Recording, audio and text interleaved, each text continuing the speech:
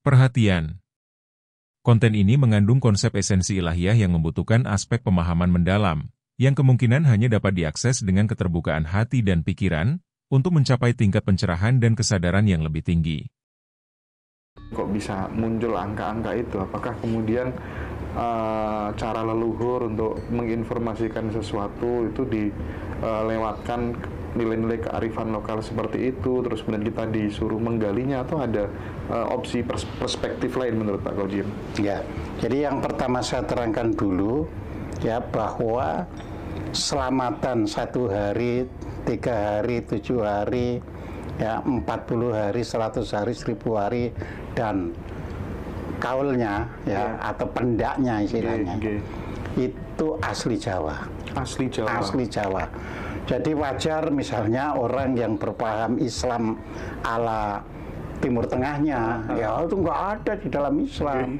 Ya, cuma orang itu sering tidak bisa memahami ada dan tidak dilihat dari apa. Kalau ada dan tidak dilihat dari sesuatu yang mengganggu agama, itu yang tidak boleh. Ya, kalau misalnya ya memang nggak ada yang namanya makan rawon di Arab, ya kan. Tapi kan nggak bisa kita bilang makan rawon itu bid'ah. Ya gitu. Berikutnya bertahap, yaitu manekung. Ya. Jadi manekung itu sengaja untuk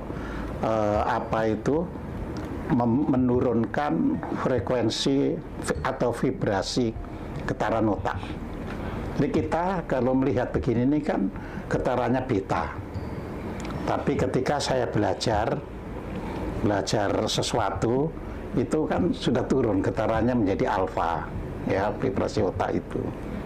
Terus kalau saya lagi relaksasi, ya, masuk theta, ya kan? Masuk theta. Nah, di theta itulah banyak inspirasi. Nah, jadi di situ terus muncul makanya orang barat cukup relaksasi. Nah, karena tujuannya untuk masuk theta aja. Iya, masuk theta. Nah, meditasi untuk mencapai theta atau semedi mencapai theta itu biasanya apa yang harus dilakukan supaya benar-benar sampai gitu, tidak hanya relaksasi. Theta itu relaksasi itu gini, boleh duduk, tapi Anda lepaskan pikiran, jangan pokoknya seperti orang kalau ya tangan diletakkan di kursi, rebahan gitu ya, rebahan ya kan, rileks lah ya. Atau boleh dengan narik napas panjang terus mengeluarkan. Jadi kita hanya fokus narik napas panjang. Jadi selama napas panjang itu kita tarik, kita sadar menarik gitu. Ya, kan kita bernapas ini sering tidak sadar kan. Benar. Ya. Kapan masuk, kapan keluar itu tanpa. Nah, ini kita perhatikan.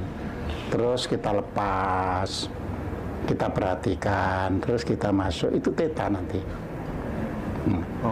Nah, kalau sudah terbiasa di theta, sudah terbiasa. Jadi ini sebenarnya tidak lagi dalam kondisi dipaksa, tidak. Ya, tapi kalau sudah terbiasa theta, ya, terus diiringi dengan perbuatan yang tidak membuat memori, ya. Jadi misalnya gini kan, kita meditasi sampai theta, tapi di luar kita bertengkar. Itu memori kita masuk, ganggu. Waduh, aku memang bertengkar gini. Jadi nggak bisa lebih dalam lagi gitu loh ya. Jadi kalau sudah theta dibiasakan dulu, terus saya harus ngomong yang baik supaya tidak menyakiti orang. Sebab begitu kita menyakiti itu terbawa kita, ya kan. Jadi makanya itu ada orang mengatakan, ya, kalau di dalam Islam sebenarnya sholat itu hakikatnya meditasi.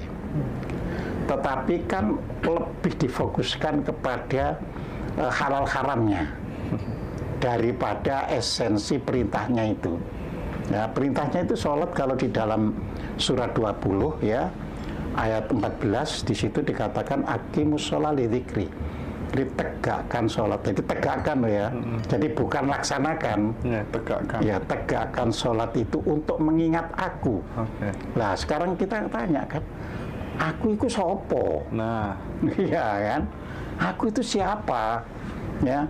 Kalau untuk mengingat aku terus, oh ya Allah yang Maha Kuasa lah. Kita nggak pernah melihat, nggak pernah. bagaimana bisa mengingat nggak pernah melihat? Kan nggak pernah ketahuan. Iya dong. Jadi aku itu difokuskan kepada dirinya. Jadi nggak kemana-mana. Ya, lihat bahwa napas kita itu jalannya sang aku. Nafas kita itu, jembatan iya. menuju sang aku tadi. Iya. Jadi untuk terhubung dengan Gusti itu sebenarnya sesederhana itu. Sesederhana itu, ya. Tidak rumit-rumit. Iya. Nggak harus ikut retreat mahal-mahal ya. Nggak harus mahal-mahal, ya kan? Iya. Jadi itu. Nah, jadi cukup napas. Nah, ini itu tadi kan tetap termasuk yang pakai pegangan kegondelan. Ya. Nah, nanti terbiasa kan, entah itu bentuk relek, entah itu bentuk apa itu memperhatikan napas masuk dan napas keluar, ya kan? Pada satu titik nanti seperti orang tidur tanpa tanpa mimpi. Tanpa mimpi. Jadi kalau kita sudah terbiasa tidur tanpa mimpi, ya itu baru bukan lagi inspirasi yang masuk, tetapi berita alam yang masuk.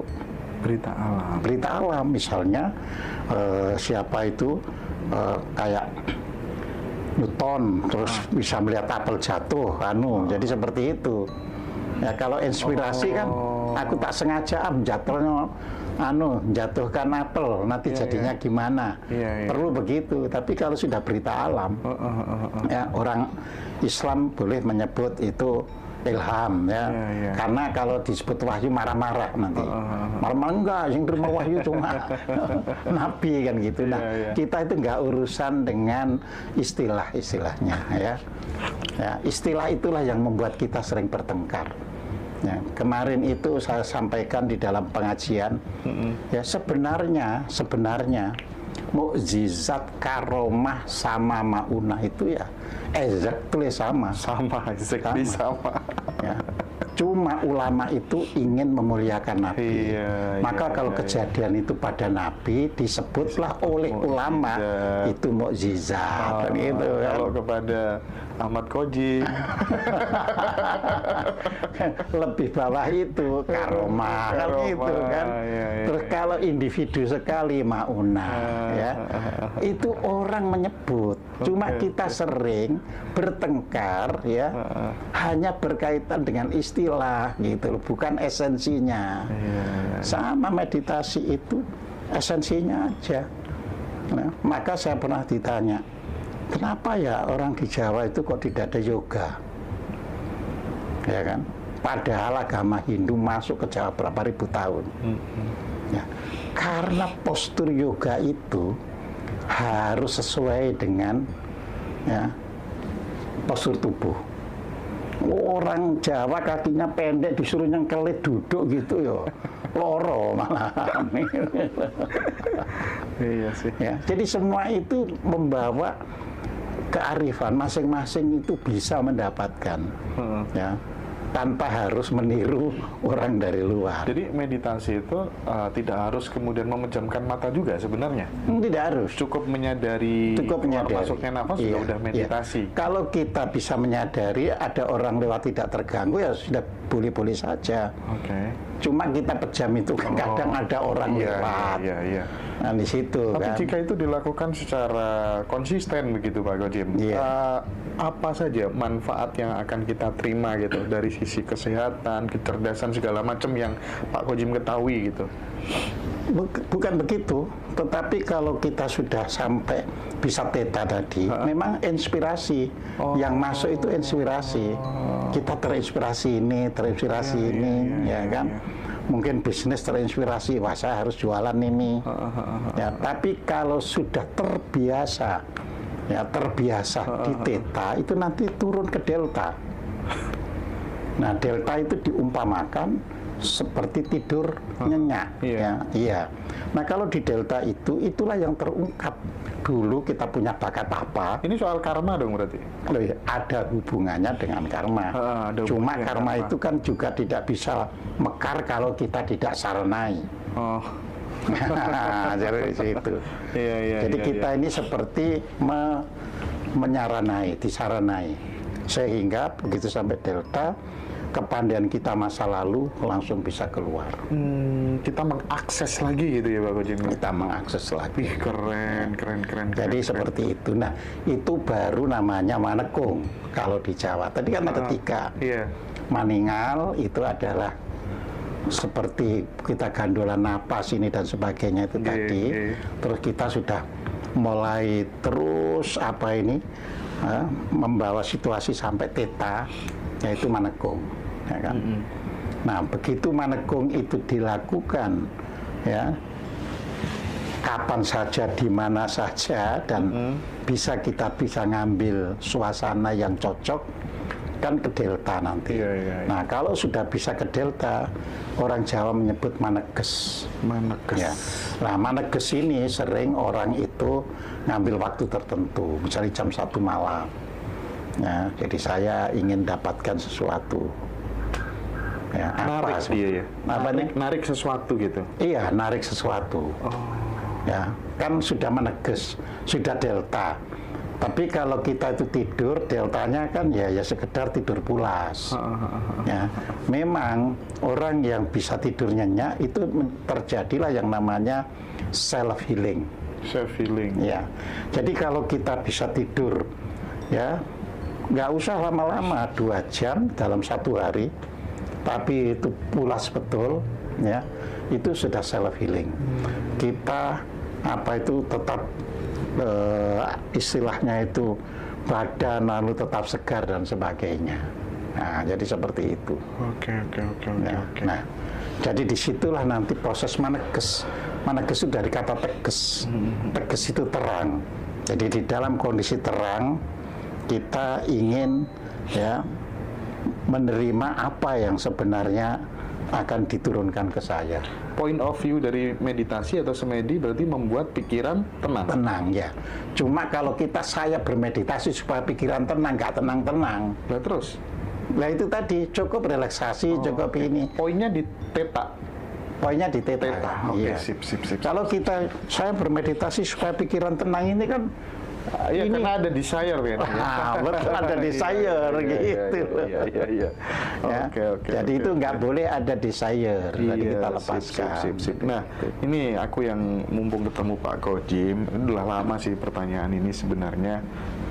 Karena kalau kita di kampung gitu ya, kita di rumah begitu, tradisi habis orang meninggal dunia itu kan ada 3 hari Pak Kojim, 3 harinya, ada 7 harinya, 40 hari, 100 hari, dan 1000 hari. Aku timbul pertanyaannya itu di angka-angka itu sih. Kenapa kemudian kok bisa muncul angka-angka itu? Apakah kemudian cara leluhur untuk menginformasikan sesuatu itu dilewatkan nilai-nilai kearifan lokal seperti itu, terus kemudian kita disuruh menggalinya, atau ada opsi perspektif lain menurut Pak Kojim? Ya, jadi yang pertama saya terangkan dulu ya bahwa selamatan 1 hari, 3 hari, 7 hari, ya 40 hari, 100 hari, 1000 hari, dan kaulnya ya atau pendaknya istilahnya. Itu asli Jawa. Asli Jawa. Jadi wajar misalnya orang yang berpaham Islam ala Timur Tengahnya, ya itu nggak ada di dalam Islam. Ya, cuma orang itu sering tidak bisa memahami ada dan tidak dilihat dari apa. Kalau ada dan tidak dilihat dari sesuatu yang mengganggu agama, itu yang tidak boleh. Ya, kalau misalnya ya memang nggak ada yang namanya makan rawon di Arab, ya kan? Tapi kan nggak bisa kita bilang makan rawon itu bid'ah. Ya gitu loh. Jadi ada dan tidak itu dilihat dari itu karena memang kondisi lokal, ya, atau sesuatu yang sifatnya itu universal. Ya. Nah kita juga harus tahu Mas Hendra, hakikatnya di dunia ini tidak ada yang universal. Nggak ada yang universal. Nggak ada yang universal. Ya, universal itu artinya kan satu dan berlaku untuk semuanya. Nah, kita hidup itu sama manusianya saja sudah tidak universal. Misalnya golongan darah misalnya. Iya kan ada yang A, ada yang AB, ada yang anu, ya. Itu pun tidak bisa bahwa golongan manusia di dunia kalau A pasti sama A, ternyata tidak juga. Oh, kalau A yang ini masih mengandung positif resus loh, ada semacam itu gitu loh. Jadi nggak ada yang universal itu. Ya. Cuma manusia di dalam berinteraksi membuat supaya mendekatkan hal-hal yang kira-kira itu bisa diterima bersama. Jadi di situ. Jadi kalau dari sini dilihat ini, ya orang mungkin mikir berarti nggak ada anu dong, kebenaran absolut dong. Ya kalau di dunia ya nggak ada. Ya, kalau kita bilang kebenaran absolut cuma Tuhan, nah kita di dunia kan berurusan dengan hal-hal yang ada di dunia. Al-Quran bisa kita baca dengan Mas Hendra baca, nanti penafsirannya berbeda. Jadi kan nggak bisa diabsolutkan gitu. Makanya yang ada universal itu hakikatnya tidak ada untuk kehidupan manusia. Ya. Jadi manusia hanya bisa hidup selaras dengan lingkungannya. Ya, lingkungan lain belum tentu cocok. Nah, jadi seperti itu. Nah, di sini orang itu terus menemukan itu di serat Jawa kuno itu, ya itu ada orang yang berusaha memperhatikan ya dengan kemampuan apa itu penglihatan batinnya itu diperhatikan. Kalau ternyata baru meninggal 1 hari itu kondisi jiwa bagaimana? Nah, oh ternyata baru ngelilir. Jadi 1 hari itu jiwa itu baru sadar loh aku mati yo ini. Nah, supaya dia tidak linglung, maka terus orang mendoakan. Nah, seperti yang lalu, kalau 1 orang berdoa ya belum tentu diterima. Tapi kalau banyak orang berdoa masa 1 pun nggak ada yang diterima. Ya. Nah, begitu diterima dia sudah bisa jalan ke berikutnya. Ya. Jadi itu istilahnya mau lepas dari yang di apa? Jadi alam watala. Alam watala itu sampai 3 hari. Alam watala. Iya, alam watala itu alam yang baru jiwa itu baru keluar dari tubuh. Itu dia masih bisa melihat di sekitar. Iya, masih. Nah, itu kan itu sampai 3 hari. Tapi kalau dia bingung, bisa nyantol bukan hanya 3 hari, 10 hari, tahunan, iya gitu loh. Makanya dia lakukan 3 hari lagi selamatan. Jadi di situ, ya kan. Nah, dia kan mulai lepas. Mulai lepas itu dalam 7 hari ini dia mencari sebenarnya saya kemana. Ya kan, supaya tidak bingung 7 harinya didoakan lagi supaya lolos fase-fase berikutnya. Masuk fase berikutnya. Jadi itu seperti itu. Nah, nanti ketika agama dari luar itu datang, kan agama yang kita terima sekarang ini kan agama yang dari luar semuanya. Menyesuaikan. Cuma yang diubah adalah jenis bunyi doanya. Jadi seperti itu gitu. Oke. Nah, itu keterangan itu sudah saya sampaikan baik di buku Seksiti Jenar ya, Makrifat Kehidupan dan juga Kasunyatan 1 ya. Jadi nanti para netizen kalau beli buku Seksiti Jenar Makrifat Kasunyatan jilid 1 itu ketemu orang tahap naik-naikan itu. Apa judulnya tadi? Seksiti Jenar ya, Kasunyatan Makrifat Kasunyatan jilid 1. Seksiti Jenar Makrifat Kasunyatan jilid 1. Teman-teman nanti ya. Ngaji Roso akan borong buku-bukunya Pak Kojim. Jadi teman-teman nanti bisa beli di Ngaji Roso semuanya. Tadi aku sudah komunikasi sama penerbit ya, karena banyak yang tanya, Mas mau beli bukunya Pak Kojim gitu ya. Oke, kita lanjutkan, lanjut Pak Kojim. Terus kemudian ya kan di buku Sunan Kalijogo juga sudah saya sampaikan. Cuma yang di Makrifat Kasunyatan tentu lebih luas ya, karena kan nulisnya juga lebih belakangan. Tapi misalnya belum bisa nemukan yang Marifat Kasunyatan lewat Tokopedia atau Shopee dan sebagainya, ya buku Sunan Kalijogo, ya di situ perihal selamatan, nah nanti ada. Oke. Ya, jadi babnya itu bab selamatan. Iya. Jadi seperti itu, ya. Oke. Nah, ini terus-menerus dilakukan oleh orang Jawa, terserah agama apapun yang masuk. Ya, makanya orang Kristen di Jawa juga pakai selamatan. Betul. Ya. Betul. Jadi nggak bisa karena itu untuk harmonisasi sosial kan. Jadi di situ. Ya. Nah, disinilah kita perlunya bahwa agama itu ya akan semakin indah, akan semakin menjadi rahmat kalau bisa bertemu dengan budayanya. Jadi di situ gitu loh. Keren lah ini. Jadi bisa indah, bisa kan dengan selamatan itu terbentuklah sistem komunikasi ketemu langsung. Ya, nggak bayar, ya kan bisa ketemu bareng. Yuk beli teman-teman bukunya ya. Oke. Nah, Pak Kojem sekarang yang lagi rame di berita, ini mungkin kalau direspon sama Pak Kojem akan terasa spesial sekali gitu, karena ada ormas yang menolak disuruh mengelola tambang tapi menolak gitu. Ada yang sudah dikasih kebebasan untuk mengelola tambang misalnya, dan itu ormas terbesar sebut aja misalnya NU gitu ya. Ini kan terjadi banyak perdebatan di tengah-tengah masyarakat pro dan kontra gitu. Nah, sebagai seorang guru, bagaimana Pak Kojem melihat hal seperti ini gitu? Ya, jadi yang perlu saya sampaikan ya, semua ormas dulu didirikan itu sebenarnya untuk membangun ya tatanan sosial dalam kehidupan bersama. Jadi yang jelas tidak ada ormas tujuannya itu ya untuk berusaha, ya ini dulu ya. Nah, terus berusaha pun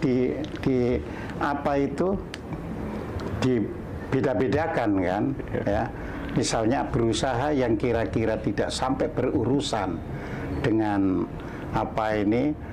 kemaslahatan umat lainnya, ya diperkenankan. Misalnya suatu ormas punya toko, ya ora popo.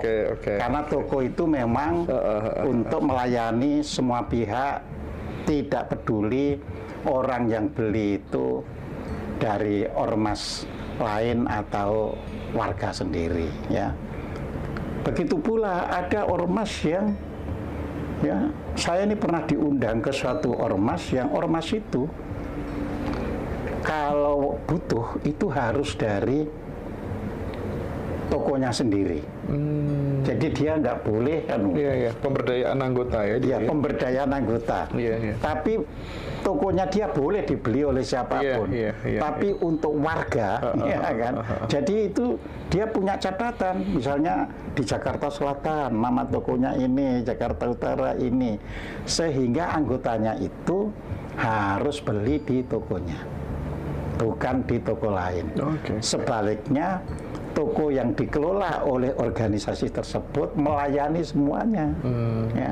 Nah, jadi seperti itu. Nah, yang sekarang diributkan ini kan menyangkut suatu usaha, yang usaha ini berkaitan dengan lingkungan hidup.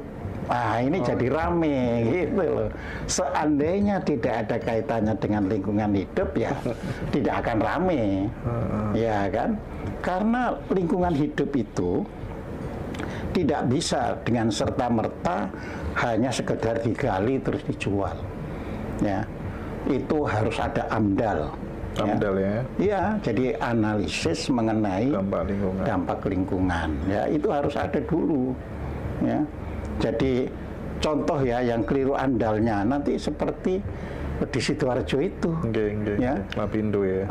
Lapindo itu, jadi seperti itu. Nah, tentu kan bahaya kalau sampai ormas nangani, ya, terus terjadi seperti itu, ya. Ya, kalau perusahaan tinggal negara ngusut terus ke orang atau perusahaan yang melakukan usaha seperti Lapindo itu. Tapi kalau ormas terus nanti ada tuntutan sosial, jatuh ormas itu. Ya.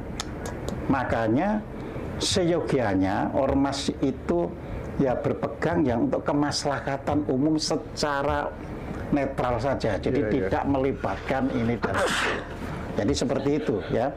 Karena seperti Al-Qur'an sendiri itu melarang orang melakukan sesuatu tapi malah dunia itu rusak. Ya, jadi perintahnya misalnya di surat Al-Baqarah ayat 11 ya, itu bisa dibaca, itu terakhirnya itu wala tufsidu fil ard, jangan engkau merusak ya bumi. Nah, ini ngeruk-ngeruk batu bara dan sebagainya itu ya, kita di negara berkembang yang bukan ormas saja sudah rusak. Ya. Yang bukan ormas yang bukan ormas saja yang memang bidangnya untuk itu ya itu sudah rusak, apalagi gitu kan ormas yang tidak memiliki ya istilahnya orang-orang secara spesifik untuk nangani itu. Iya sih, agak gimana gitu ya kalau dipikir-pikir gitu ya. Jadi di situ nggak sesuai bidangnya gitu kan. Jadi ya memang kalau orang itu hanya melihat, wah ini kita disediakan oleh negara ada apa ini sesuatu keuntungan yang bisa dianu ya. Ya, jadi gini, ini real ya. Ketika zamannya Gus Dur ya, itu banyak sekali ya toko pasar yang dikelola oleh non sewu itu oleh anggota GP Ansor, kan? Ya, masih ingat kan itu kan? Ya. Tapi setelah Gus Dur itu lengser, ya, itu kan ditinggal, akhirnya nggak ada lagi yang ya. Nah kita kan nggak ingin terjadi sesuatu keburukan yang berulang-ulang. Ya, jadi saya di sini juga mengimbau sesungguhnya ormas-ormas itu tetap istilahnya berpegang pada khitohnya, berpegang pada naluri untuk membangun ormasnya demi kemaslahatan bersama.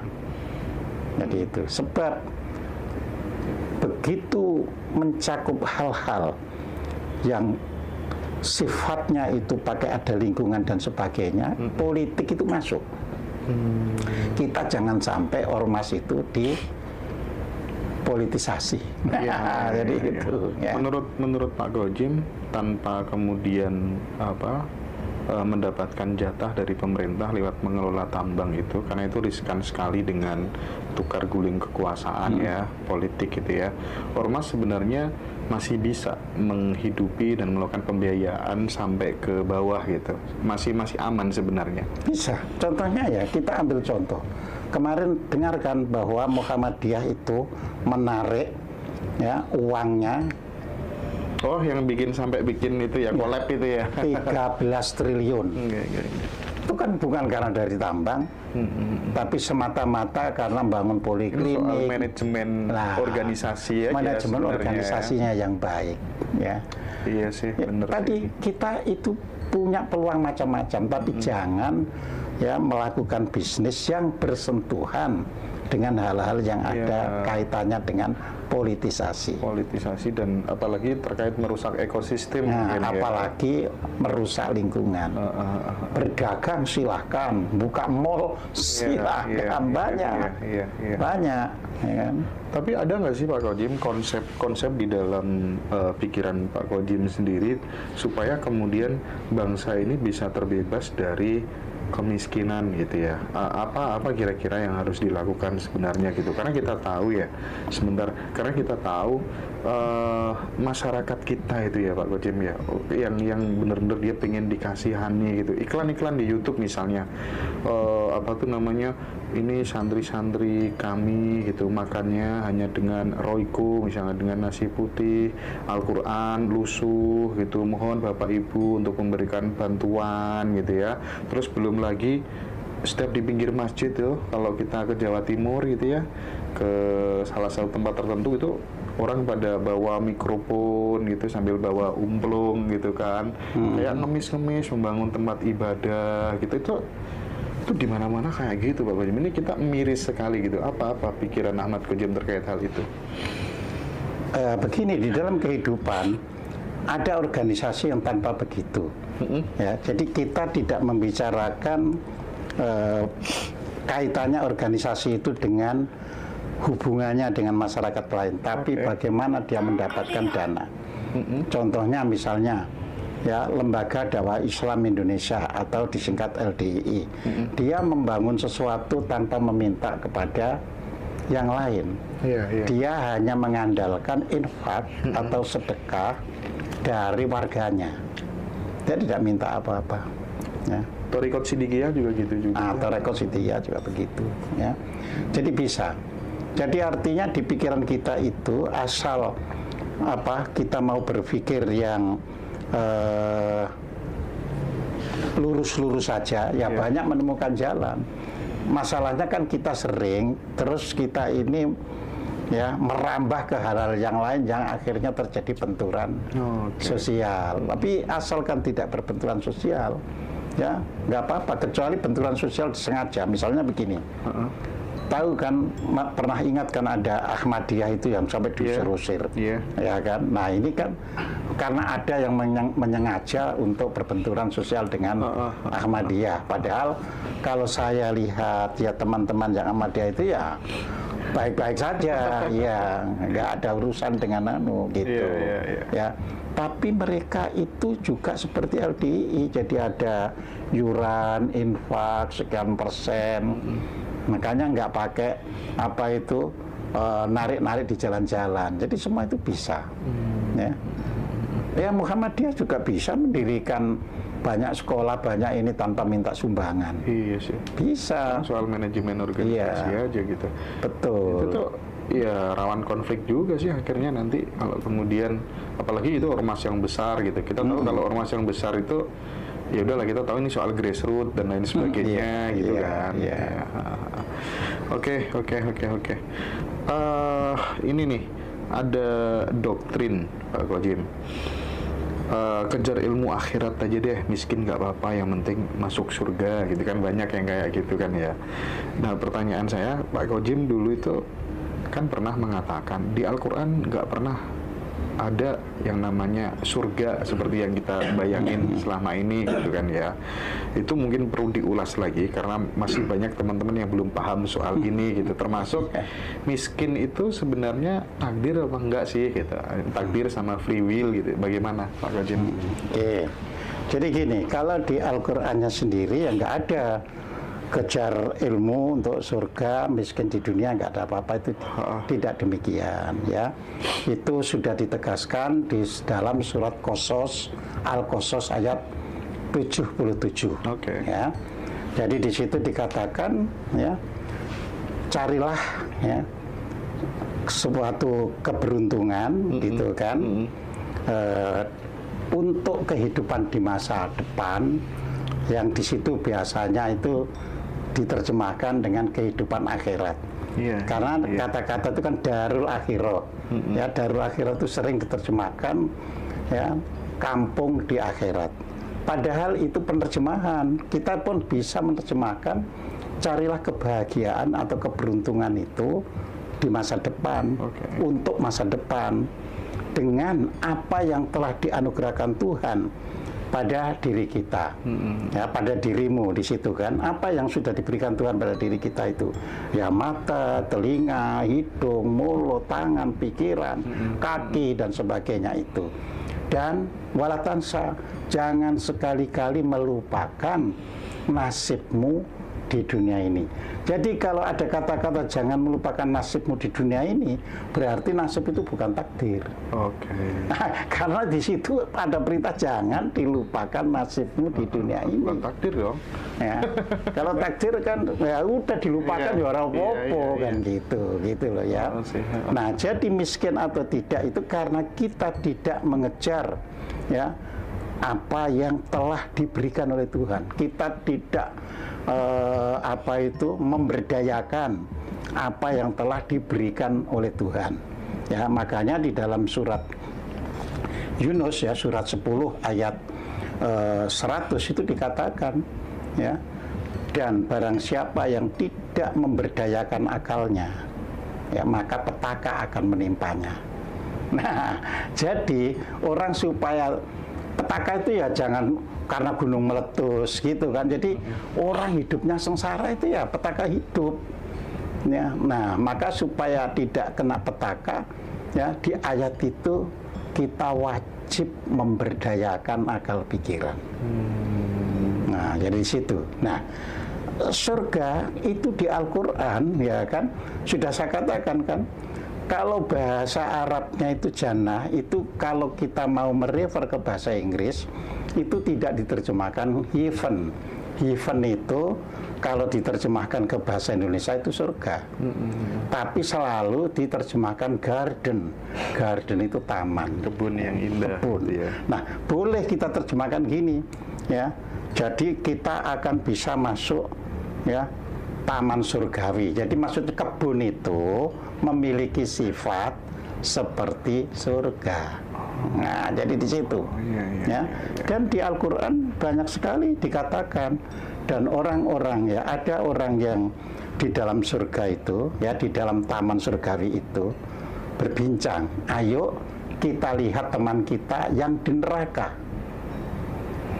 Nah, bayangkan itu ada di surat 7 ayat 44. Ya. Jadi di surat 7 ayat 44 itu ada orang yang di surga itu berunding untuk menemui temannya yang di neraka. Ya, setelah sampai di neraka tanya pada temannya itu, gimana kamu dapat apa? Nah, artinya kan kalau surga itu sebagai tempat, ya kan, dan neraka sebagai tempat, oh gimana itu datang ke orang yang di neraka itu, ya? Iya sih. Ya. Iya sih. Nah, nanti di serat Centini itu ada perumpamaan begini, Ya. ya. Jadi seorang perempuan yang namanya itu Dewi Aklimah, ya. Dewi Aklimah ini orang yang wah jujur, perbuatannya baik. Ini serat Centini loh, ya. Jadi bukan di Al-Quran, bukan di hadis, tapi serat Centini. Jadi si Aklimah ini, Nyi Aklimah ini perbuatannya baik, jujur, tidak pernah berdusta, ya. Tapi karena saking cemburunya si suami karena dia cantik, jadi dia selalu dituduh berdusta, salah gitu kan. Akhirnya dipukuli dengan cambuk besi. Ya. Nah, suatu hari si Aklimah ini diambil oleh malaikat dengan tubuhnya untuk dimasukkan ke surga suatu hari. Tapi karena dia itu sangat cinta kepada suaminya, dia malah nggak mau di surga itu nangis. Ya Tuhan, aku ini kan cinta sama suami, meskipun dia itu menyiksa saya tetap cinta kan gitu kan. Nah, akhirnya Aklimah ini, ya, minta ke Tuhan. Akhirnya Tuhan bilang kepada malaikat Jibril, bawa itu Aklimah itu untuk menemui suaminya yang sekarang ada di neraka. Karena suaminya tadi kan suka menyiksa, suka dimasukkan neraka. Itu nggak apa-apa, saya lebih baik tinggal bersama suami di neraka. Akhirnya dia masuk neraka itu. Api pun lari. Jadi api neraka itu lari, bayangkan kan, sehingga dia bisa menemui suaminya. Iya. Lalu oleh Tuhan ya sudah angkat keduanya ke surga. Ya, di situ dibuat kisah oleh Centini bahwa ya orang yang mencintai orang lain dengan baik bisa mengentaskan orang yang di neraka itu masuk surga. Jadi artinya kita di dunia ini kalau kita selalu berbuat baik sama orang, maka orang yang kita kenal buruk pun kalau kita itu mencintainya, ya bisa terangkat oleh itu. Nah, sayangnya surga yang dibayangkan oleh sebagian besar umat itu surga yang dikhayalkan. Jadi tidak mau melihat apa yang dinyatakan di Al-Quran.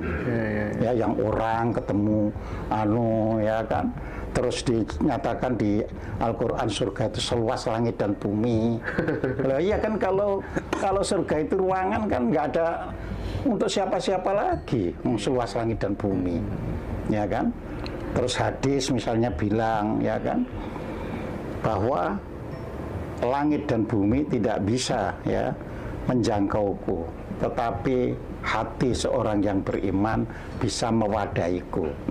Berarti kan Allah yang menciptakan ini bisa bertempat tinggal di hati, ya kan? Kayak begitu. Jadi kita memang perlu kearifan, ya kan, sehingga pikiran kita itu bisa lurus dan akhirnya kita bisa menjangkau masa depan dengan jelas. Kita tidak perlu takut, ya. Saya itu selalu pada anak-anak kecil itu, karena ada yang bilang saya ini takut masuk neraka. Kita harus beritahu, selama kamu tidak berbuat jahat, ya kan, ya tidak perlu takut masuk neraka itu, ya. Jadi selama tidak berbuat jahat. Ya. Tetapi saya juga paham banyak organisasi yang mendoktrin ya anggotanya itu dengan ancaman neraka. Ya. Ini kasihan. Jadi ada orang ya yang datang ke saya ya sulit untuk tidur. Ya, gara-gara takut neraka. Gara-gara takut neraka. Terus saya tanya, kenapa sulit tidur gara-gara takut neraka? Takut Pak, begitu tidur terus mati masuk neraka. Coba. Alah, gitu ya. Iya. Jadi kita harus mendidik ya anak didik kita ke masa depan itu, selama kamu tidak melakukan keburukan, kejahatan, nggak ada neraka bagimu. Harus diajarkan begitu. Gitu. Kalau Jim, kalau di dalam Islam katanya kan telah kutiupkan ruhku gitu. Nah, ketika jasad fisik sudah tidak ada gitu ya, yang berurusan sama andai kata ini neraka itu benar-benar ada, kan tinggal roh aja. Mana mungkin api neraka bisa membakar roh kan gitu? Pertanyaan logikanya, atau bagaimana? Tentang kutiupkan ruhku itu juga barangkali ada enggak, karena di Al-Quran itu roh itu terbebas dari apapun. Jadi yang berurusan itu jiwa, nafas. Iya. Kalau roh itu bebas dari karena roh itu merupakan manifestasi ketuhanan. Jadi kutiupkan rohku ke dalamnya itu artinya aku pun hadir di dalam dirimu. Oke. Gitu. Jadi yang mempertanggungjawabkan itu jiwa. Jiwa. Jadi di situ makanya ada jiwa atau disebut nafsu itu ada kriterianya. Ada nafsu mutmainatnya, jiwanya itu sudah mutmainah. Ada nafsu amaroh, berarti jiwanya itu masih sering jadi serakah dan sebagainya. Seperti itu gitu loh. Oke deh.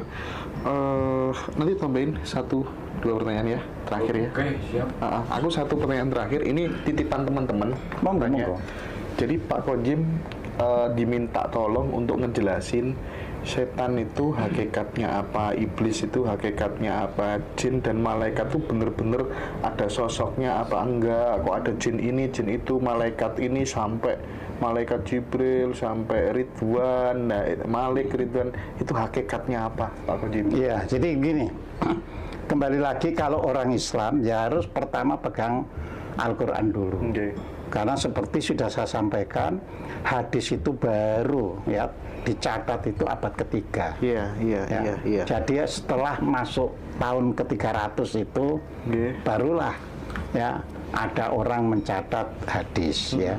Nah, di dalam Al-Qur'an itu ditegaskan ya kan bahwa ya yang berurusan dengan Adam dan Hawa itu adalah yang disebut iblis. Ya, yang berurusan dengan Adam dan Hawa itu disebut iblis, ya kan? Jadi di situ tidak setan yang berurusan, tapi iblis. Tetapi ketika iblis menggoda Adam dan Hawa untuk memakan ya buah pohon, ya, yang ada di taman surgawi, sekali lagi taman surgawi, ya, jadi itu disebut setan telah menggoda, telah membisikkan, ya. Nah, jadi setan ini istilahnya hanya istilah untuk perbuatan yang buruk, ya. Dan kalau dari kata kerjanya satona, satonya itu artinya merenggangkan, menjauhkan semua yang baik. Nah, maka kata bendanya disebut setan. Yang jamaknya sayatin. Iya, jadi di situ. Nah, sedangkan malaikat itu dari bahasa Arab malak ya, atau malak ya. Jadi itu artinya utusan. Jadi malaikat itu utusan. Utusan siapa? Utusan Tuhan ke manusia. Jadi kalau Rasul itu utusan Tuhan dari manusia ke manusia. Jadi malaikat itu terjemahan aslinya itu utusan Tuhan ke manusia. Tanpa Rasul. Iya. Terus ke Rasul tadi kan Rasulnya, terus ke manusia. Ya ke manusia. Ya, jadi di situ. Nah, di Al-Qur'an ya tentunya kata malaikat itu langsung berupa kata benda ya. Kata benda, sedangkan yang disebut namanya juga tidak banyak, hanya Jibril, ya, Israel, ya, Israfil, Mikail, ya itu yang disebut dalam Al-Quran. Roket, atlet, iya. Nah, itu nggak disebut. Oh enggak? Enggak, itu cuma 4. Iya. Jadi itu hanya istilah. Ya, jadi roket patet itu yang dekat itu panggilannya. Jadi itu hanya istilah ya. Kalau yang nama person yaitu Jibril, ya Israfil, Israel, Mikail. Ya, jadi di situ. Nah, kalau Ridwan itu istilahnya istilah. Jadi malaikat surga kan disebut itu kan, malaikat Ridwan. Padahal itu kalau istilah bagi orang-orang yang ridho, ada malaikat yang menjaga. Nah, orang menyebut itu Ridwan ya. Kayak mungkar nakir ya, itu istilah ya. Jadi itu kan menanyai orang-orang yang sifatnya itu mengingkari kebenaran ya. Nah, makanya nakir ya itu artinya ya pengingkaran. Jadi nanyai orang-orang yang itu ya. Nah, jadi setan hanya merupakan istilah bagi perbuatan yang buruk. Jadi kalau toh ada personanya cuma iblis. Nah, jadi di situ ya. Jadi setan hanya itu. Nah, malaikat itu pun begitu. Itu hanya istilah Rasul. Ya, makhluknya sendiri ya makhluk gaib yang nanti di dalam hadis disebut dari cahaya. Nah, kalau apa itu jin ya, jin itu bahasa Arab. Itu artinya dari kata jannah ya. Jannah itu artinya tersembunyi. Jadi menjadi jin itu artinya makhluk yang tersembunyi ya. Dan perlu diketahui kosakata Arab jin itu banyak artinya ya. Bisa jin itu tersembunyi diartikan sebagai makhluk halus ya. Bisa jin itu juga diartikan sebagai stranger, orang asing. Atau foreigner ya, orang asing ya. Itu juga jin istilahnya ya.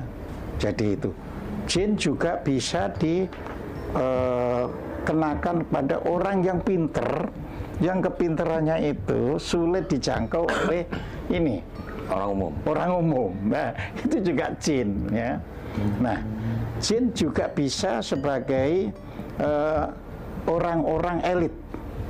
Jadi orang elit itu juga jin ya.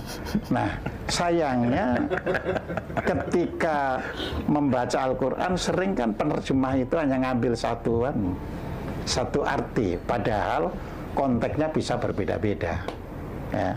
Misalkan Sulaiman mengerahkan jin ya, ya tidak tentunya jika jin makhluk halus ya. Wong itu bangun itu ketahuan. Nanti dianggap makhluk halus sama dengan ceritanya Prambanan ya. Yang Loro Jonggrang nanti apa bedanya dengan itu kan gitu ya. Padahal Al-Quran sendiri menyatakan dan Al-Quran itu bukan dongeng ya. Jadi kalau namanya bukan dongeng ya harus dilihat faktual kan gitu ya. Nah, ini yang harus bisa dipahami, jadi seperti itu ya. Oke Pak Husim, saya melanjutkan ini nyetir yang bagian terakhir ini. Kemarin kan ada ditemukan fenomena mayat itu ya, waktu digali ya di kuburan itu ditemukan utuh, Pak. Padahal mayat ini sudah dikubur puluhan tahun.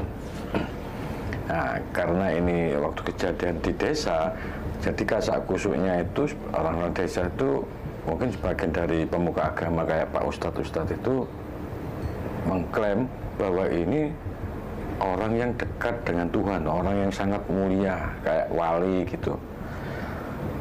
Cuman tempo hari waktu bulan Ramadan itu malah dari orang Kejawen itu kan sebelahan dikubur itu, waktu digali itu utuh juga.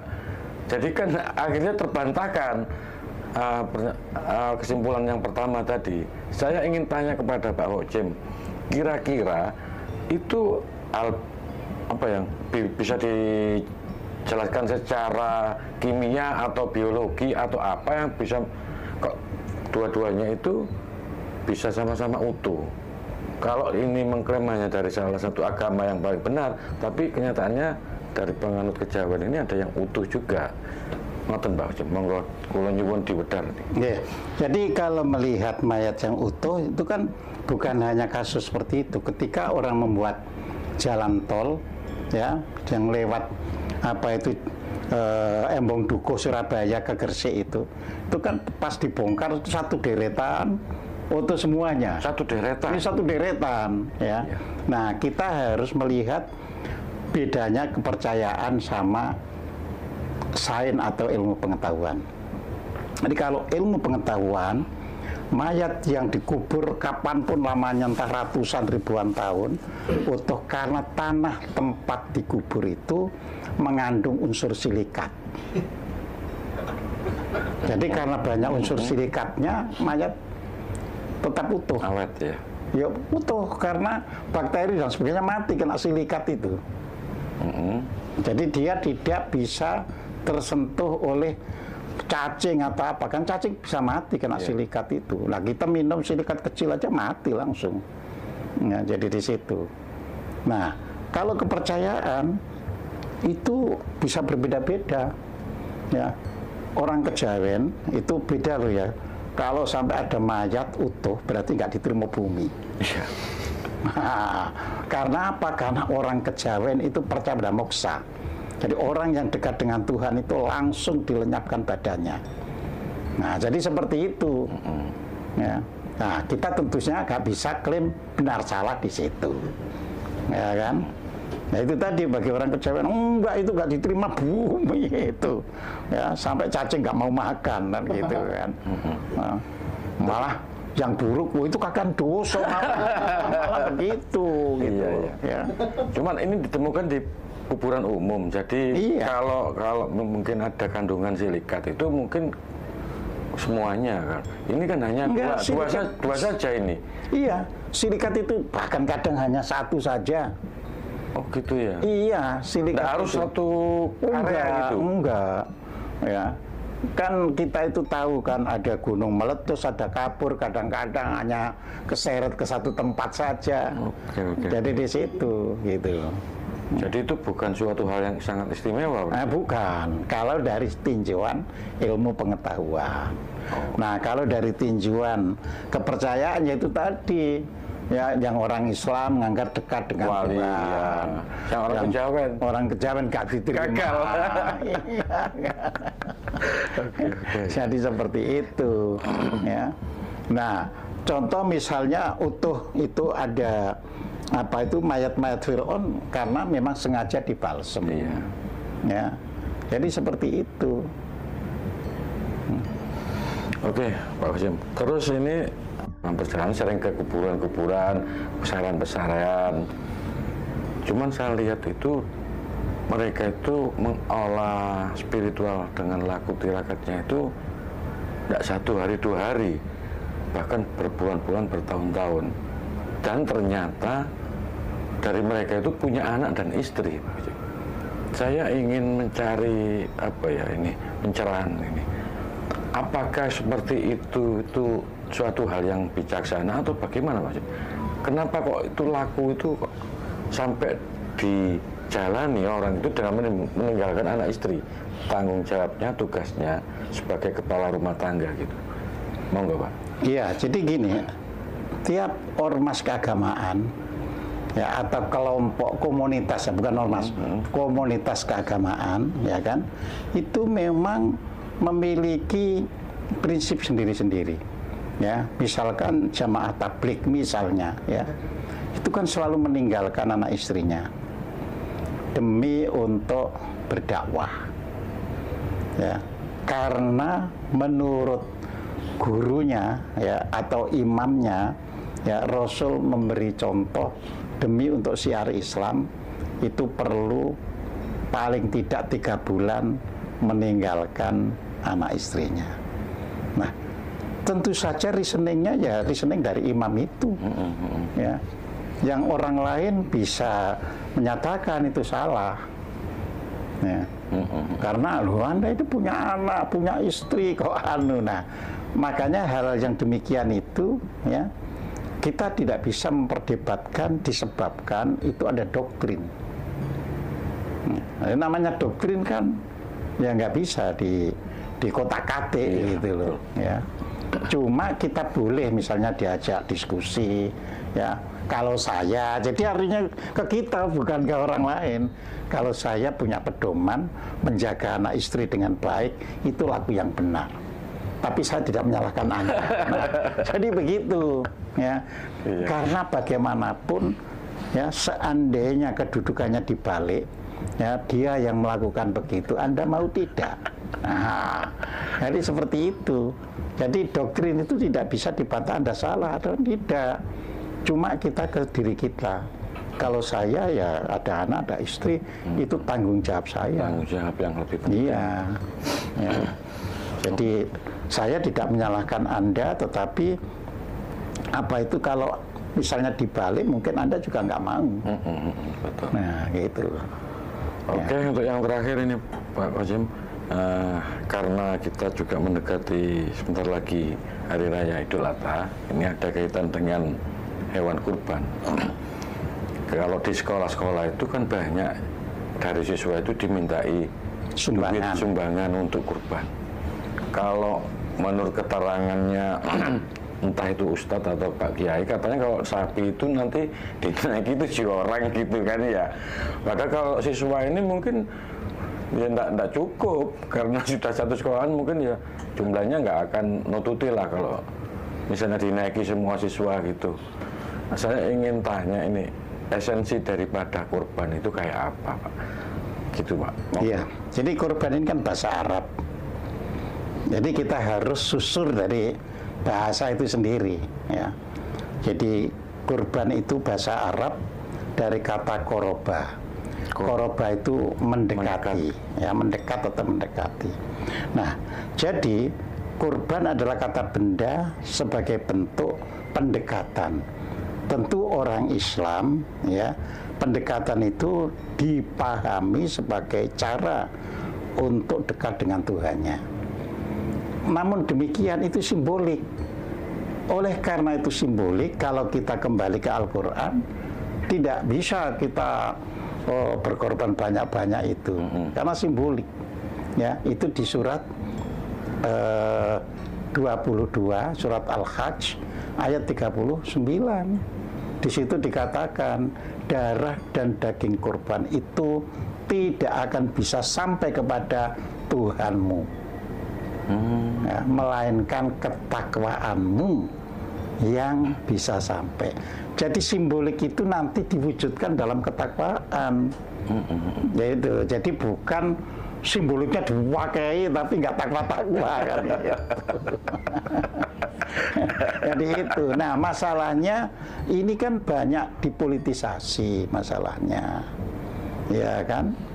Ya, jadi dipolitisasi oleh orang yang jadi apa ini guru, ustadz yang mungkin kerjasama dengan tukang jualanmu, hewan ternak, iya. Jadi di situ.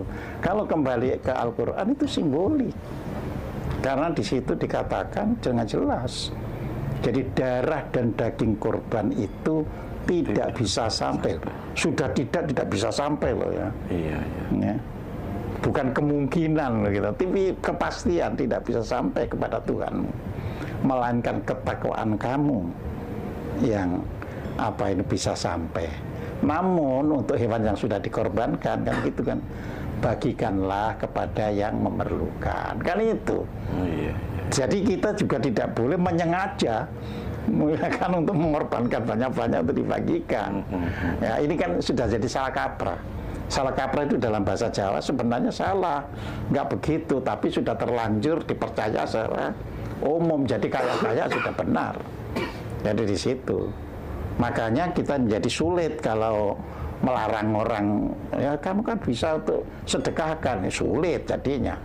Bisa-bisa marah dan kita dianggap sesat, kan gitu. Nah, itu nggak ada kaitannya kalau misalnya orang kaya itu harus mengeluarkan uang buat hewan kurban gitu. Loh, enggak, orang kaya itu di Al-Quran itu harus bersedekah.